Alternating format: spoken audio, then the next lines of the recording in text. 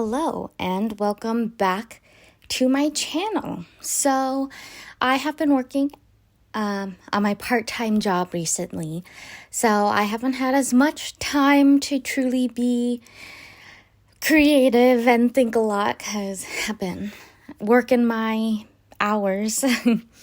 So I decided to do something not drawfee style, not fellow YouTubers drawfee, like I'm big enough, but the YouTube channel drawfee, they do super fun prompts, and I love their channel very dearly. Actually, one of the inspirations for me wanting to try creating a YouTube channel.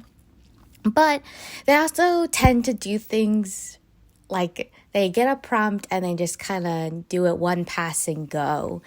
And, I feel like it can be good to when you don't have to think too hard. If you're busy and like you've been wanting to draw, but maybe you haven't had time, so you make time.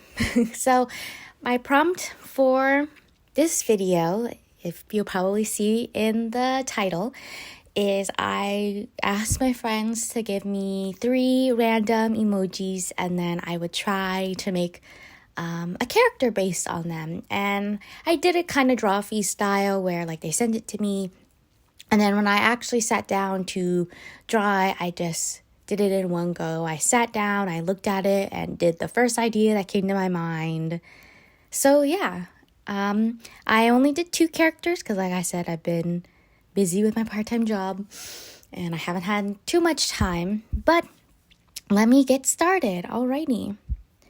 So my first 3 emojis are a helicopter, a dress, and the ocean. So immediately the first thing that came to my mind is kind of like a not search and rescue, but like a lifeguard, like the people who go in the helicopters and help rescue people from the ocean.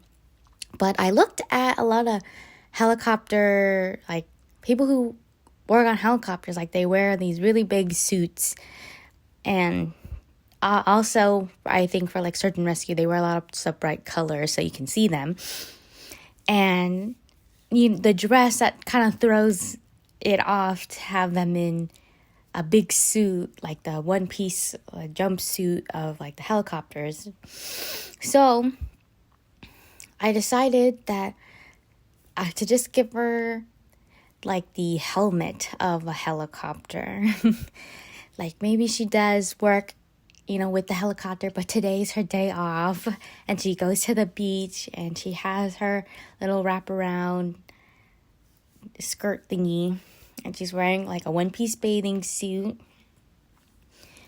And yeah, that's kind of like the first idea that I had, and sticking it drawfee style, I just stuck with it. Also, I treated these kind of as like a warm-up prompt. It was like my first drawing the day that I did this. So I probably wasn't as loose as I could be, but I didn't want to get bogged down and think too hard. I just wanted to make the idea and go, basically.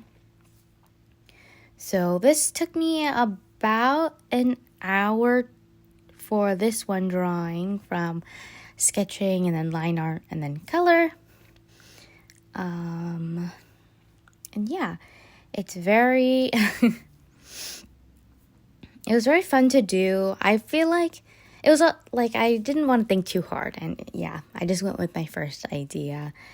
I feel like this drawing is very stiff, I feel like, in comparison to some of my other drawings. But I think she was fun to do. I had a good time creating her. But yeah. That's all really, it's one of my usual process. I'm using some different pens. I believe I got, I don't remember the brush set that I got, but I got a new one. I'll insert, or let me look it up. I can look it up. I bought some brushes. They're very good brush sets. Oh, the Comic Pro and the Watercolor Max Pro. Yeah. They are very good brush sets, and I enjoy how they feel very much. But yeah, this was super fun to do. And I feel like it really helped me kind of think a lot too about my process, like made me think. Because it's like, because I've been so busy, I haven't had so much time to draw. So also doing a lot of fan art, I feel like I don't push myself as much. So doing something where I try to create a character, it's fun for me, makes me think, but also, it can push me a little bit more. Also, I took some of the colors from the actual emojis themselves to help, bring it back. Though they're so bright, I had to tone them down. But I did get my color palette from the emojis that my friends sent me. And I'm using a watercolor brush to do the shading, and I think it looks really fun because it adds that fun texture that I really enjoy. But yeah, there she is. I think she turned out super cute, super happy. And then the next one that I did on a different day, and also it was the first drawing that I did. So yeah, treating it like a warm-up in a way. Though I guess it's a little more complicated for a warm-up. But my emojis for this one were the cold-faced disco ball and then an ice cream cone. And my idea was that this person was going to a disco-themed birthday party at an ice rink. So I gave them ice skates. And then they're eating an ice cream cone because, who doesn't love ice cream? So yeah, that was just my main idea, and I stuck with it. Well, yeah, but if you've done, this is something that I would be interested in doing again.